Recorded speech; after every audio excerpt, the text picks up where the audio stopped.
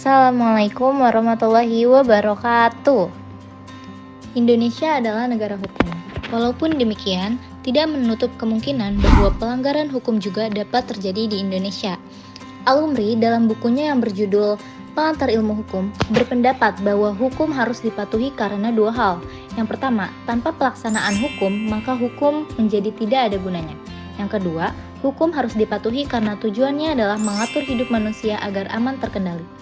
Maka dari itu, saya dan teman-teman saya akan menjelaskan materi dinamika pelanggaran hukum.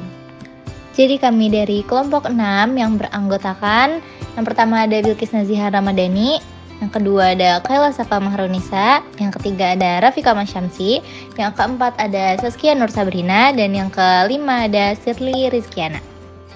Nah, yang pertama ada pengertian nih teman-teman.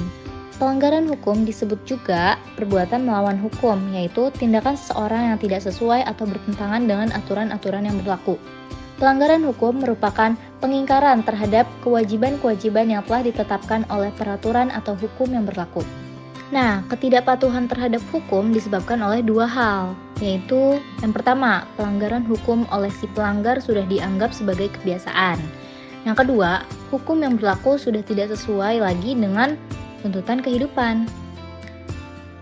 Contoh perilaku pelanggaran hukum di Indonesia. Yang pertama ada di lingkungan sekolah, yang kedua ada di lingkungan keluarga, yang ketiga ada di lingkungan masyarakat, dan yang keempat ada di lingkungan bangsa dan negara. Di lingkungan sekolah, yang pertama ada menyontek ketika ulangan,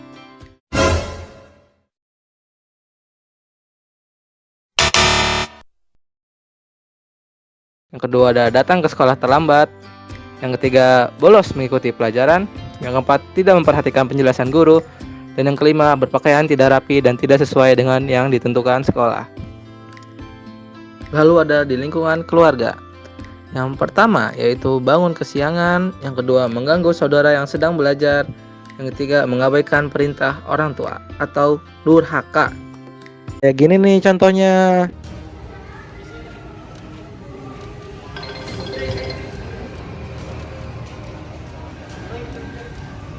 Halo, apa mah? Iya, kenapa mah? Ih, nggak mau, aku mau main sama temen. Lalu pelanggaran hukum di lingkungan masyarakat. Yang pertama ada tidak mengikuti kerja bakti dengan alasan yang tidak jelas. Yang kedua main hakim sendiri atau asal memutuskan suatu masalah sepihak. Yang ketiga itu melakukan perjudian. Dan yang keempat membuang sampah sembarangan. Dan untuk lingkungan bangsa dan negara, yang pertama ada tidak memiliki KTP atau kartu tanda penduduk. Yang kedua tidak mematuhi rambu-rambu lalu lintas. Yang ketiga tidak berpartisipasi pada kegiatan pemilihan umum atau golput. Dan yang keempat adalah merusak fasilitas negara dengan sengaja. Kamu jangan nyuruh-nyuruh meja. Kenapa? Karena ini merusak fasilitas sekolah. Karena ini termasuk pelanggaran hukum. Oke. Ya. Tujuan sanksi. Jadi, apa sih tujuan dibuatnya sanksi? Jadi, jika suatu tindakan pelanggaran dilakukan berulang-ulang, tidak ada sanksi, walaupun melanggar aturan, akhirnya menjadi hal yang biasa saja dan perbuatan itu dianggap sebagai norma. Perilaku yang bertentangan dengan hukum menimbulkan dampak negatif bagi kehidupan pribadi maupun kehidupan bermasyarakat.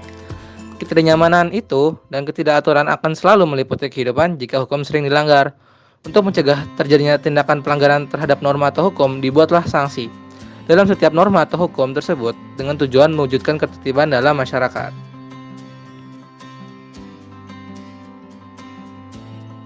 Macam-macam sanksi atas pelanggaran hukum. Yang pertama yaitu agama, yang kedua kesusilaan, yang ketiga kesopanan, dan yang keempat adalah hukum.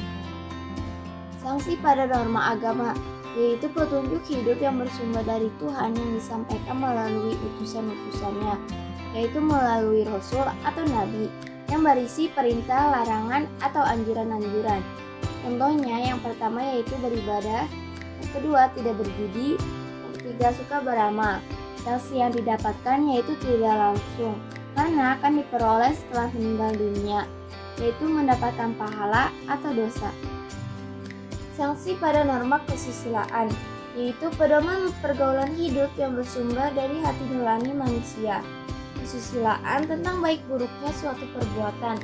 Contohnya yang pertama yaitu seorang berlaku jujur, yang kedua menghargai orang lain, dan sanksi yang didapatkan yaitu tidak tegas, karena hanya diri sendiri yang merasakannya, yaitu merasa bersalah, menyesal malah, dan sebagainya. Sanksi pada norma kesopanan, yaitu pedoman hidup yang timbul dari hasil pergaulan manusia di dalam masyarakat. Contohnya yang pertama yaitu menghormati orang yang lebih tua, yang kedua tidak berkata kasar, yang ketiga menerima dengan tangan kanan. Sanksi yang didapatkan yaitu tidak tegas, tapi dapat diberikan oleh masyarakat dalam bentuk celaan, cemoohan, atau pengucilan dalam pergaulan. Sanksi pada norma hukum, yaitu pedoman hidup yang dibuat oleh badan yang berwenang yang bertujuan untuk mengatur manusia dalam kehidupan berbangsa dan bernegara, berisi perintah dan larangan. Contohnya yang pertama yaitu harus tertib, yang kedua harus sesuai prosedur, yang ketiga dilarang mencuri. Sanksi yang didapatkan yaitu tegas dan nyata, serta mengikat dan memaksa bagi setiap orang tanpa terkecuali. Partisipasi dalam perlindungan dan penegakan hukum. Wujud dari partisipasi tersebut adalah dengan menampilkan perilaku yang mencerminkan ketaatan atau kepatuhan terhadap hukum. Tingkat kepatuhan hukum yang diperlihatkan oleh seorang warga negara secara langsung menunjukkan tingkat kesadaran hukum yang dimilikinya. Kepatuhan hukum mengandung arti seseorang memiliki kesadaran untuk yang pertama memahami dan menggunakan peraturan perundang-undangan yang berlaku. Yang kedua, mempertahankan tertib hukum yang ada, dan yang terakhir menegakkan kepastian hukum. Selanjutnya ada ciri orang yang berperilaku sesuai dengan hukum, antara lain yang pertama disenangi oleh masyarakat pada umumnya, yang kedua tidak menimbulkan kerugian bagi diri sendiri dan orang lain, yang ketiga tidak menyinggung perasaan orang lain, yang keempat menciptakan keselarasan, yang kelima mencerminkan sikap sadar hukum, dan yang terakhir mencerminkan kepatuhan terhadap hukum.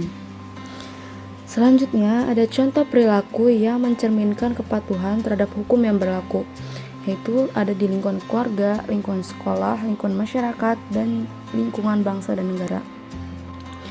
Di lingkungan keluarga ada contohnya yaitu mematuhi perintah orang tua, ibadah tepat waktu, menghormati anggota keluarga seperti ayah, ibu, kakak, dan adik.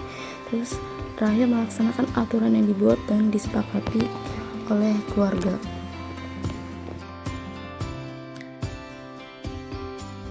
Selanjutnya adalah contoh perilaku yang mencerminkan kepatuhan terhadap hukum yang berlaku di lingkungan sekolah. Yang pertama, ada menghormati kepala sekolah, guru, dan karyawan lainnya. Terus memakai pakaian seragam yang telah ditentukan. Tidak menyontek ketika ulangan, memperhatikan penjelasan guru, dan yang terakhir, mengikuti pelajaran sesuai dengan jadwal yang berlaku. Selanjutnya, ada di lingkungan masyarakat. Yang pertama, melaksanakan setiap norma yang berlaku di masyarakat.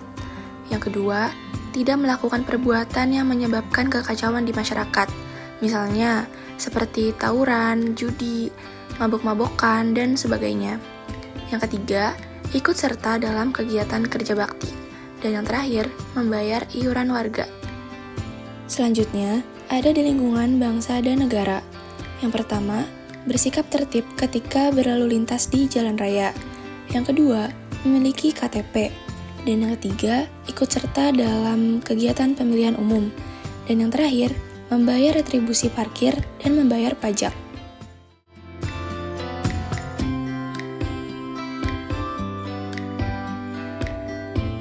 Nah, tadi adalah pembelajaran tentang dinamika pelanggaran hukum, teman-teman. Jadi, kalian udah tahu kan apa aja tentang dinamika pelanggaran hukum? Terima kasih buat teman-teman yang udah nonton. Semoga video ini bermanfaat. Wassalamualaikum warahmatullahi wabarakatuh. Dadah.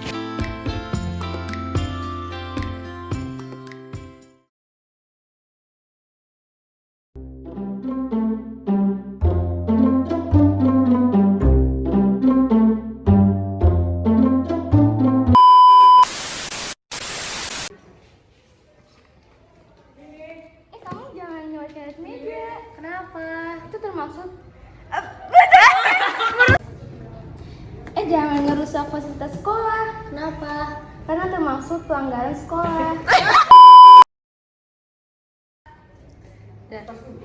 Kamu jangan nyurat-nyurat meja. Kenapa? Karena ini termasuk melanggar hukum fasilitas. Tuh, 2, 3. Kamu jangan nyurat-nyurat meja.